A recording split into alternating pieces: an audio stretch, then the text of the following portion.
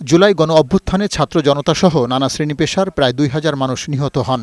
আহত হয়ে পঙ্গুত্ব বরণ করেছেন অসংখ্য। এসব হত্যাকাণ্ডের দায়ে দায়ের করা মামলার প্রধান আসামি সাবেক প্রধানমন্ত্রী শেখ হাসিনার বিরুদ্ধে মানবতা বিরোধী অপরাধ মামলার সাক্ষ্য গ্রহণ শুরু হয়েছে আন্তর্জাতিক অপরাধ ট্রাইব্যুনালে। রোববার প্রথম দিন শেখ হাসিনার বিরুদ্ধে আদালতে সাক্ষ্য দেন পঙ্গুত্ব বরণ করা খোকন চন্দ্র বর্মন।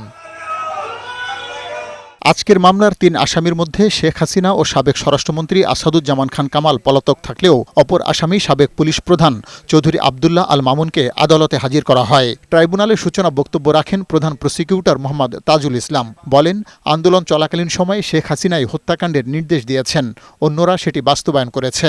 তদন্ত প্রতিবেদন এবং মৌখিক লিখিত প্রমাণ পর্যালোচনায় প্রাথমিকভাবে প্রমাণিত হয়েছে যে ২০২৪ সালের ১ জুলাই থেকে ৫ আগস্ট সময়ের মধ্যে প্রধানমন্ত্রী সরকারি বাসভবন থেকে শুরু করে সারা দেশব্যাপী আসামি শেখ হাসিনা, আসাদুজ্জামান খান কামাল, চৌধুরী আবদুল্লাহ আল মামুন এবং আন্তর্জাতিক অপরাধ ট্রাইব্যুনাল আইন ১৯৭৩-এর 3(2)(a) GH ধারা এবং 4(1), 4(2), 4(3) ধারার অধীনে মানবতা বিরোধী অপরাধ সংগঠন করেছে, যা এই আইনের 20(2) এবং 20(ক) ধারায় দণ্ডনীয়।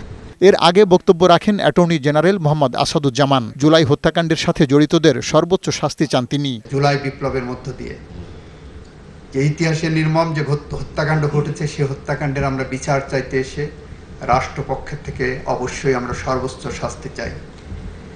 সেই সর্বোচ্চ শাস্তিটা আমরা চাই আইনি পরিকাঠামোয়।